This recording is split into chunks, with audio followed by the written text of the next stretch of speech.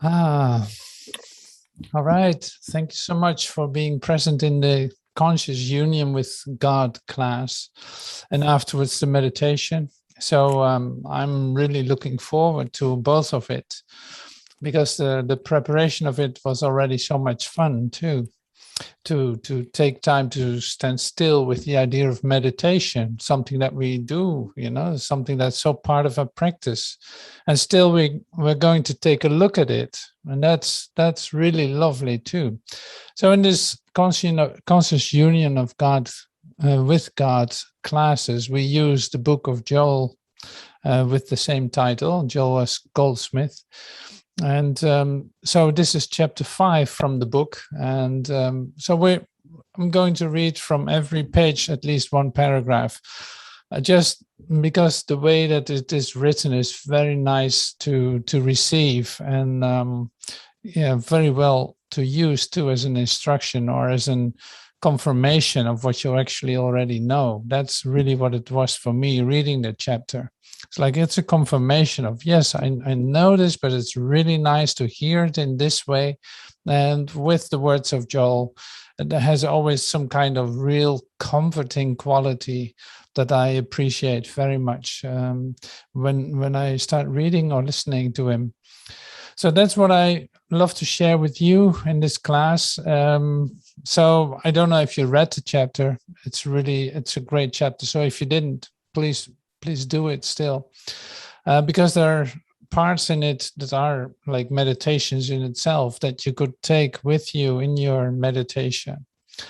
So in the preparation of this class, I also used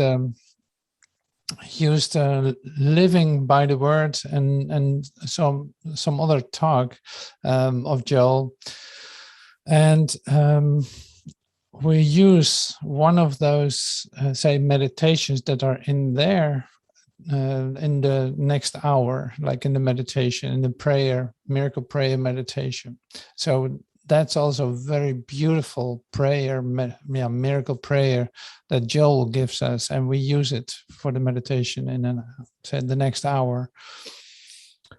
All right, so here in this meditative class, in this spiritual healing class, we always take time to start it right. And that means also to come in alignment with stillness, with opening yourself up, to be completely receptive to what is being shared. And beyond that, what is really given in this moment directly from God to us, and through us. And so it's good to relax and sit back and breathe and let go of what was before, or where you were occupied with a moment ago, or some memories that were still lingering in your mind. Now it's time to clean that up for a moment, to have your mind all open and your heart all open to receive the gift of grace for ourselves, because that's a real possibility. There's so much light in this moment that we come together. There's so much provision and support available for you to receive, and that's what we like literally are receiving together. You can feel that when you come into the class, or when you start to watch this on YouTube or whatever. If you really take a moment to say connect, then you feel that there's so much light available, like so much communication already without even words. So there's a presence that is given to us in this.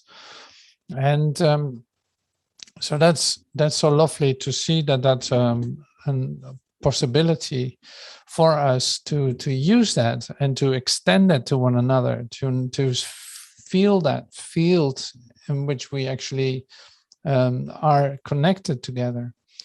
So communication is what love is. Communication is what meditation is too. It's like a conscious union with God. Yes, that's basically the purpose of meditation. So opening yourself up to become completely receptive for this love and light that is given to you. And so Joel gives instructions in how to sit or not to sit, or all kinds of things that come up with meditation.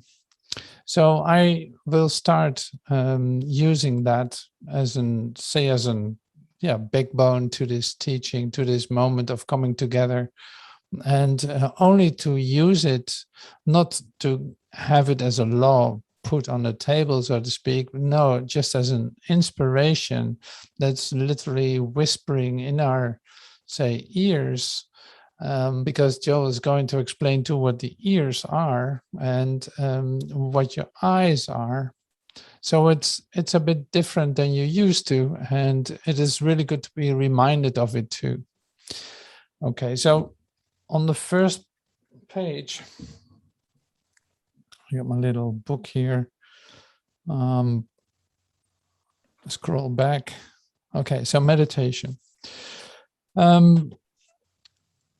Here's the beginning of the day. So you all started your day already. You started your day. Okay, or maybe this is the end of your day if you see this at night or in the evening. But here it is.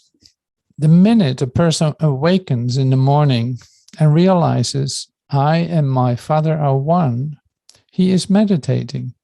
He is going within and realizing the inner reality of being. Even if he declares this only once with his eyes closed, he has meditated on that particular idea. If he sits quietly pondering, just as the waves is one with the ocean, just as the sunbeam is not something separate and apart from the sun, but really an emanation of the sun itself, so am I one with God. He is meditating. So Joel describes here how normal it is, how you are so used to it. Basically, you do it already. You bring up a line in your awareness, one that is given you, that just pops up in your mind. It's like, I and my Father are one. It's very common.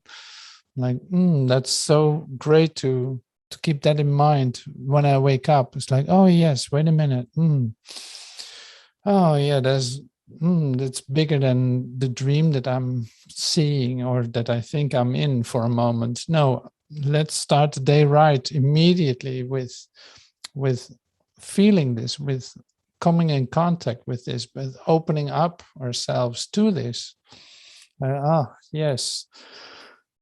Okay, you breathe out and you relax deeply and let that sentence come through you. It's like, okay, it's singing in you already. The day has started. You're meditating.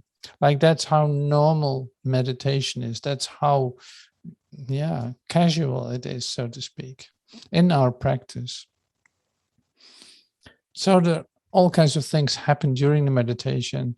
And Joel gives here the instruction of, okay, you have to sit up straight. It's not that you have to do a perfect lotus posture or something, because we're not used to doing that. Or maybe you are, who knows?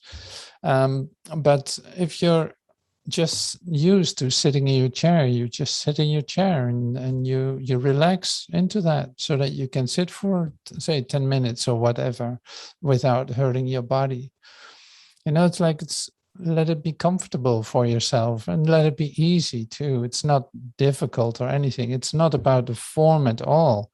No, it's about the intensity of the energy that you're experiencing. It's about opening yourself up completely and coming into this alertness and feeling that there's something moving in you just by taking time to let it happen. So we'll continue on.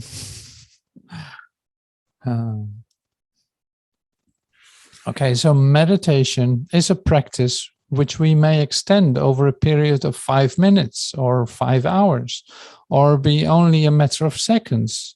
So therefore, I do not plan or think about any prescribed length of time. I'm going to meditate, that's it, whether 5, 20, or 60 minutes. The element of time is completely discounted. Because if you think of the length of time, you may begin to think of it of the end of the period of meditation instead of leaving it alone and letting it work itself out. See, and that is, I love that. See, this is a very simple instruction, but very helpful. And it's good to be reminded of, like, oh yeah, wait a minute, I'm not going to meditate for 5 minutes. No, I'm just going to meditate and see what happens. I leave it completely open to let this meditation occur. See, and mostly, and you recognize that probably too, it's like maybe you have a little, say, resistance that you feel before you start meditating. It's like, okay, am I supposed to do that now, or shall I do it later? And then you discover after 2 minutes of meditating that you want more. It's like, oh yeah, this is really what I needed. I'm so happy that I closed my eyes. You know, it's like this is my chance to go for it. And after 2 minutes, it's completely different than the first couple of seconds, couple of minutes. It is so different because you start to relax into your stillness and something happens there. It is a real intimate moment with yourself and with God in direct communication, the possibility to enter into stillness and timelessness. Okay, that's wonderful because you're actually fulfilling your function. It makes you happy. You know, it's like it feels really good because it makes you happy. It is for no reason. You start to relax and rejuvenate and feel the stillness, feel that how great it is to say no to the world for a moment. Like, okay, that can wait. No, first things first, and that is my, say, connection with God, my communion, my conscious union with God. I'm practicing that.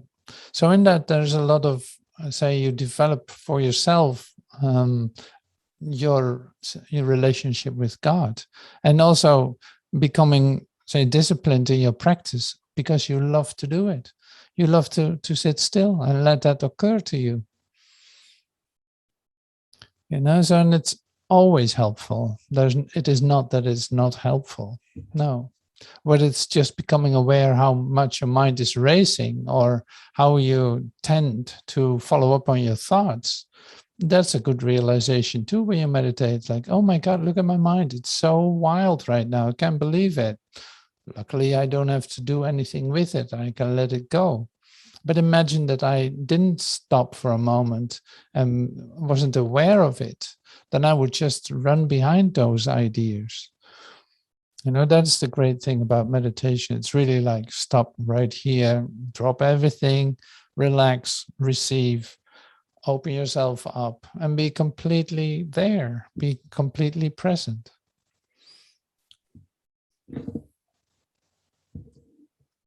See, I'm wetting my finger to turn the page, but it's an ebook, so it's not going to work. I can try. All right.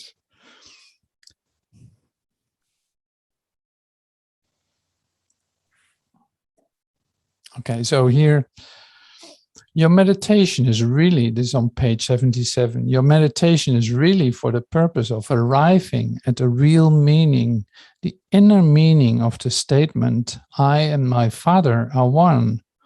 As a beginner, however, you cannot keep that up for very long.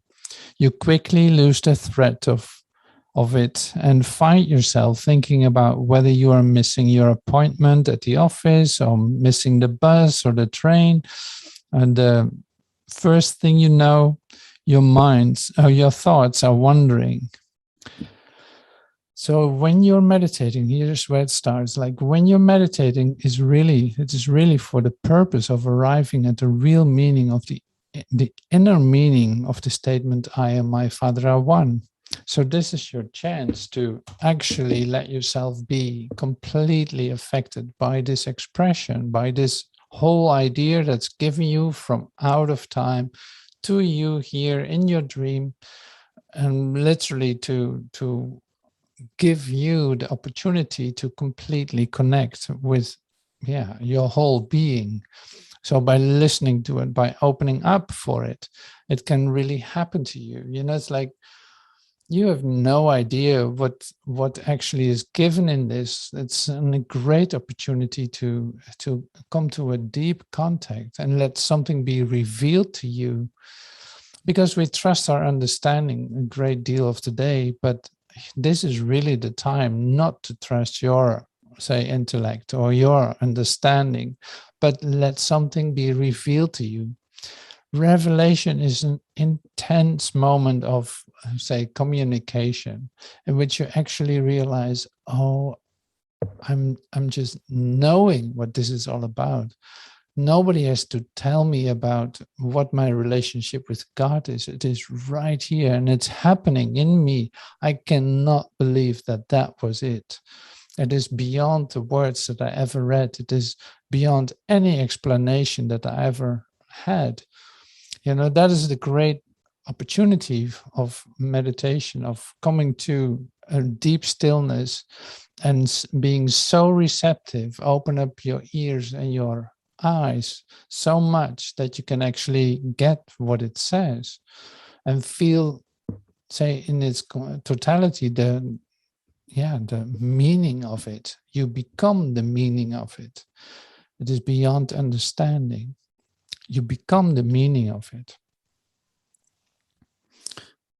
Then that will give you the certainty.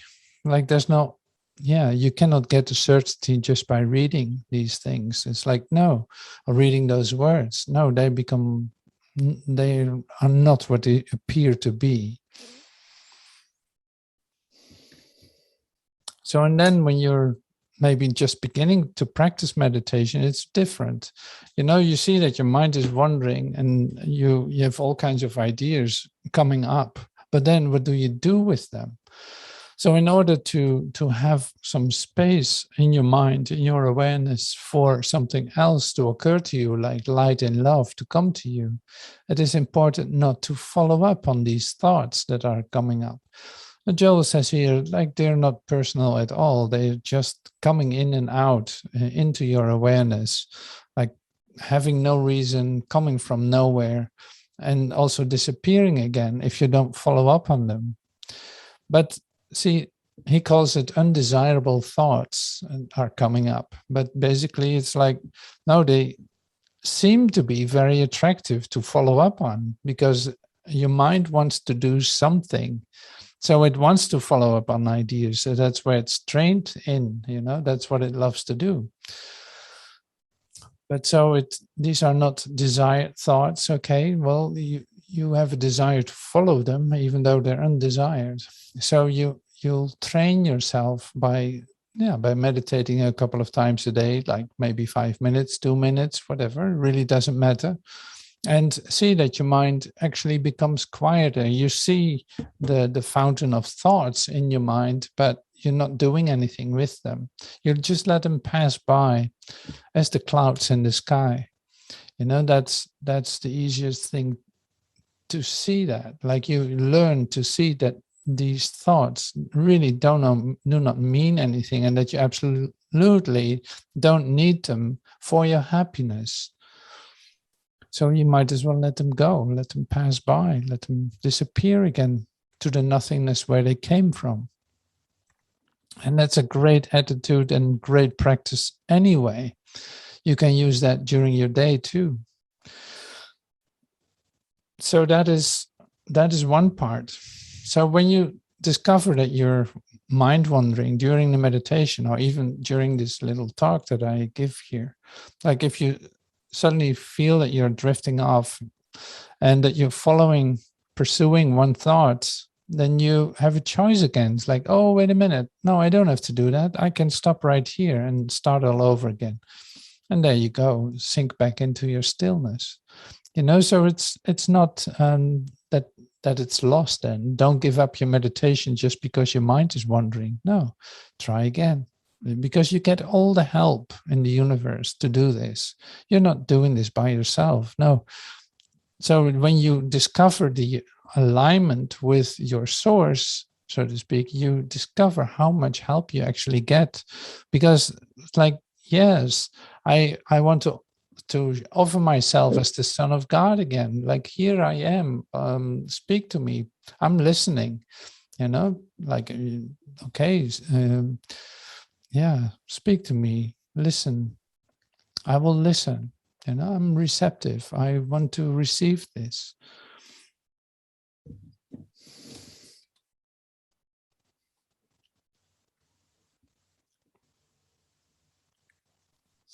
There will come a time this is page 78, there will come a time as you continue this practice, which extraneous thoughts will not come, because you will have starved them by neglect. You will have made yourself so unreceptive to them by not fighting them that they will not return. If you fight them, however, they will be there forever, because your fighting them is the very thing that keeps them alive. Agree with thine adversary quickly, whilst thou art in the way with him. All these wrong thoughts that keep recurring are not dangerous or harmful. Nobody will know about them, and they will not hurt you. Let them come, let them go, pay no attention to them.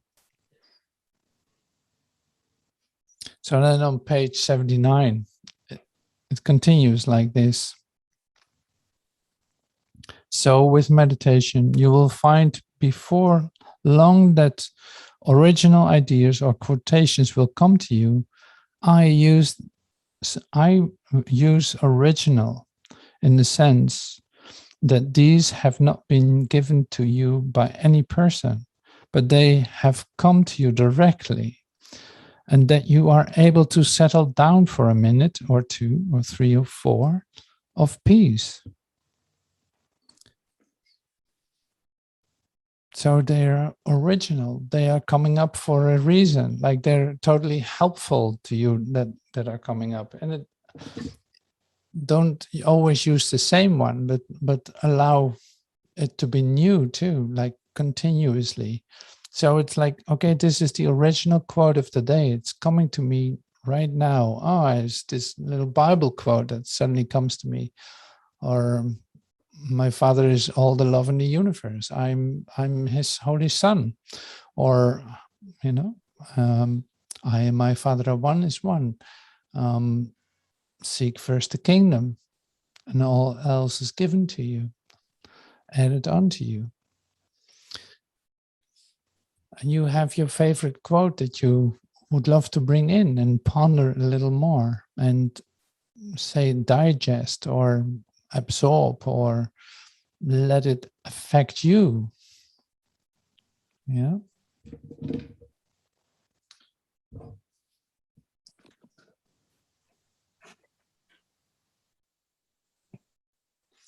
One of the reasons I advise students not to place a time limit on meditation is because meditation must never become a mental effort.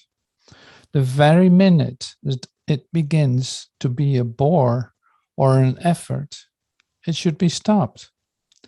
Never let it become an effort. Do not strain. You're not going to get into the kingdom of God by force. You're never going to take heaven by any mental or physical power. If your meditation has been of only 1.5 minutes duration, be satisfied, because if you have been holding to the idea of God but for half a minute, you have been opening your consciousness. You have started the inflow. You may not get an answer at that moment, although you may get one 12 hours later or possibly 12 days later. But the important thing is that you have opened your consciousness to the inflow of truth. Wow. So it's like, never think that it's meaningless what you're doing when you meditate. So that's really good to remember too. It's like, no, any time that you have given is going to come back to you, like in grace. It's going to come back to you, maybe not directly, maybe 10 days later, or maybe 10 hours later, or maybe 10 seconds later. Suddenly it's like, oh my God, I can't believe it. I can't believe it, what is happening. So it's never in vain, because you are opening, say you're setting a step in the direction of your communication with everything that is. And like, that is huge. That is huge. You have no idea, because see, comparison is not necessary. So you don't have to compare it with anyone else. It is, but it's good to realize that when you say dedicate time to do this, that is like saving time for you, saving earth time, or like struggle time, disaster time, sickness time for yourself. That's what it saves. So the benefit is not only that, it's like there's a return, like it makes you really happy and certain to come into communication and see that that's a real possibility. And that's, there's practice connected to it. Okay, let's see if there's another paragraph.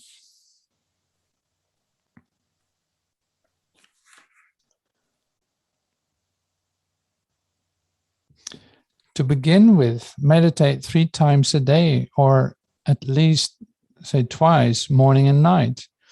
There's nobody who cannot do that, because everybody gets up and everybody goes to bed.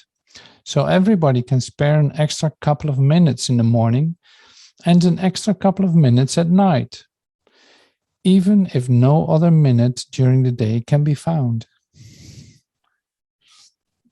See, that's the great thing. It's like you can consciously try to avoid finding time to do these things.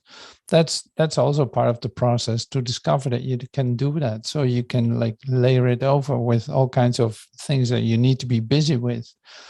But there wasn't any different than when you, for instance, were getting ready for a test at school. When you had to study at home, you would find 1,000 things to do. Everything except studying, that's the same thing. It's like just resistance to doing it. So that means everyone can find a moment to meditate. That's not what is about. Like, no, of course you can do that. It is more like you can feel resistance to doing it. So, and then sometimes when you just sit down and start closing your eyes and letting something come in, then you feel like, oh, this is the right thing to do for me right now. I'm so happy that I still did it, even though I felt some resistance first, which is really weird in the end. But hey, we come from a long way. Like, we came a long way. So you have to forgive yourself in doing so. Like, yeah, it is not pretty if it's that way, but it can be for a moment, and that's all right too. So it's not bad or anything like that. You don't have to judge yourself for it.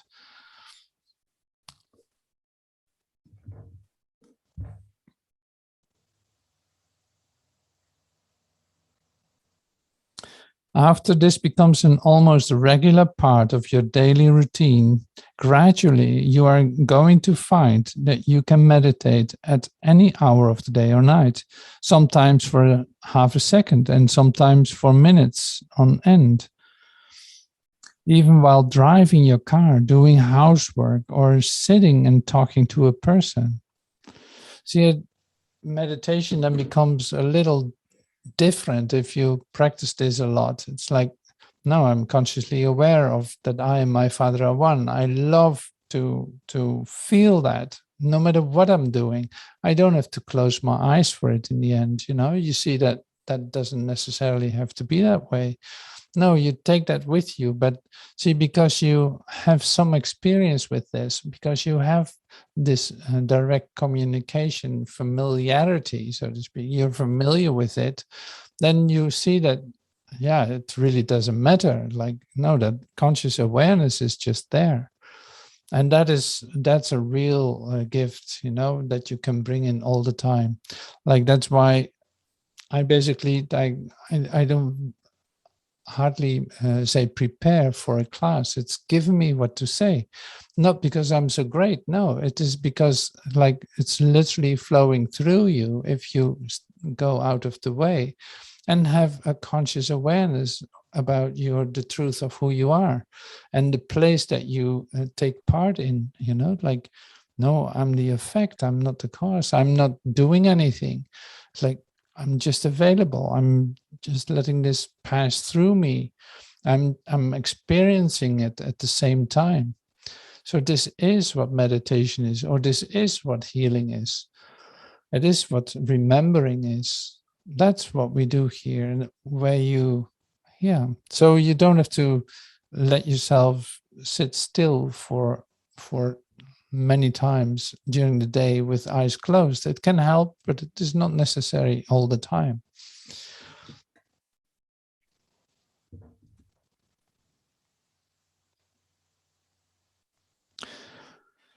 Living by the word. Okay, this page 82.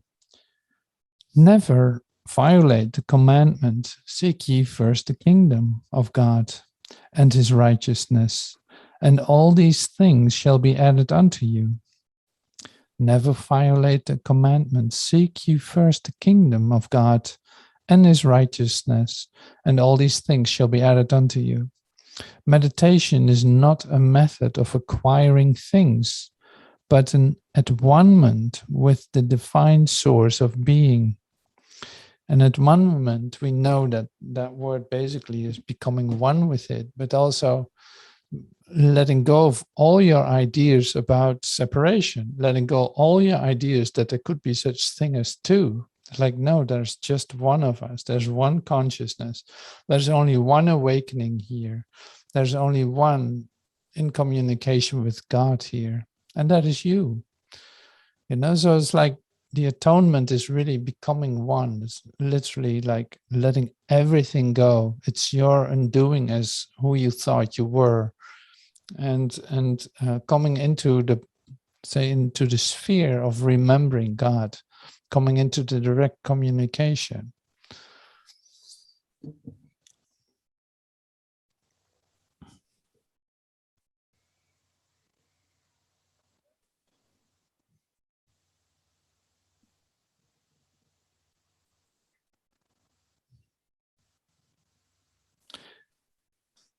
I remember, Joel says, when I first went into the healing work, it's on page 83, when I first went into healing work, I followed the procedure of most of the practitioners I knew, entering all absent treatments, present treatments, and office treatments in a book. And then at the end of the month, I meticulously tabulated all of these and sent out bills on the bill's head, which I had printed. That went on till the realization came that this was not living from God. This was living from the Smiths and Browns who were paying me their bills. And what would happen to me if they did not pay? That was a poser. For then I would be in a predicament. From that time on, I stopped all that. I began to realize that if I could demonstrate that by the love of God alone my bills were paid in any 1 month, I would be saved for life. The love of God could never be taken away from me, and that flow could never be stopped once it had been contacted. And Joel says that is the secret. Once you touch this Christ, once you touch the center of consciousness, once you open your consciousness to the inflow of the health of God, the spiritual supply, you will never again hunger. You will never again have demonstrations of supply to make. In family relationships too, once you have touched the idea of the love that comes from God, you will find it in wife, husband, or child. And it is through meditation that this contact is made. So Joel is presenting this like with an example of his way of sending out bills for his healing work. So it really doesn't matter. So what example you take, it is more like No, in the realization of your communication with God, you see that everything is given to you, that it always was like that. Not that when you start meditating, it starts to happen. No, it is more like once you start meditating, you become aware it is so, but it has always worked that way. If you take a real good look at what was given to you, you see that everything is given to you. Like nothing was by yourself or from yourself. No, it was always given. So that's a lovely way to say, to take a look at your dream, your healing dream, in which you see this happening. You see this being presented to you, like, oh my God, look at that idea. Everything is given. Is it? Well, no, I made the money myself. Yeah, but who gave that to you? Like even that money was given to you. So it's always a matter of everything is given. That principle is totally around. It's universal. And by realizing that nothing is of yourself, nothing is of your own, then it becomes easier to give to. It's like, oh, there's nothing lost. No, we give to each other. We don't hold on to anything. No, I'm in my sharing, like it is given to myself as well. And that's the same with love, with taking time to rest and meditate, to relax and sit still and take some time to let the world be what it is, and coming into your closet, close the doors and have a prayer or have a meditation or take time to have a quiet time. See, and that if you stay with that practice, then you stay also aware that everything is given. Because if you fix your mind on one idea that you think that you need something or think that you have something, you got another thing coming. You know this. It's like, no, that's just very painful to hold on to these ideas. So now it's like, okay, whatever, it's all given to me. Like everything is given to me. And in that we share. It is not just from me or anything. No, you know what I mean. It's not difficult to understand. It's just a universal principle that you become aware of. So meditation can be great help for that too, because you take time to sit still and let it all fall apart in a certain sense. Let your world fall apart with all its laws. And let me see if we have another thing that we can share. In meditation, you will receive ideas of truth, which exteriorize themselves in what is recognized as tangible form, as bread on the table, as healing, or as truth that dispels error. Meditation even reveals the true nature of error as the illusion which it is. Only do not try to exert mental effort. It is not by might, not by power. It is by gentle spirit. And this is also good to realize. Like, it is never by trying to figure it out. It's never by trying to understand what it is. No, it's by becoming so receptive for what it wants to tell you. And that can be anything, it's like, no, you have no idea what can speak to you. So sometimes it's maybe a sunset, or the other moment it is a beautiful cup that you see, or a painting on the wall that you suddenly see, and you never saw it before like that. These things are just amazing to have it revealed to you. I remember one time for the first time, I went to the Van Gogh Museum. I saw a painting of Van Gogh, and it were these beautiful flowers, purple flowers. And so the most amazing thing when I took time to just stand there was this, that I suddenly could smell the solvent that he used. And it was just as if he just walked away from his painting, as if it was freshly painted. I know for sure that this paint was wet still, like this. Like you you have no idea what can be revealed to you. It's like my love for what I saw and what I got revealed was too. It's like, no, everything is happening at the same time. It is not, there's no such thing as time. So who knows what that will show you? And so you get excited about how different everything is looking, at the new you looking through all of this, being touched by the Christ, so to speak, will reveal everything in a whole new way to you, even in the things that you can do, or that you can, the ways that you can express yourself, or, all of this is part of it. Suddenly you start to read a book about rocket science, or quantum science, who knows, or neuroscience. And suddenly you get something revealed that you never knew before. This kind of thing is really inspiring you to expand your mind in order to expand your heart and mind to receive more and more and more, because there is always more. And that's the beauty of this. So it's not a limited supply of anything, also not in your awareness and your consciousness. All right, so this is in relationship with the idea of meditation. So in a moment, we will come together for the meditation of today, and we will use a beautiful prayer meditation from Joel that will support what we just said and what we have been sharing a moment ago.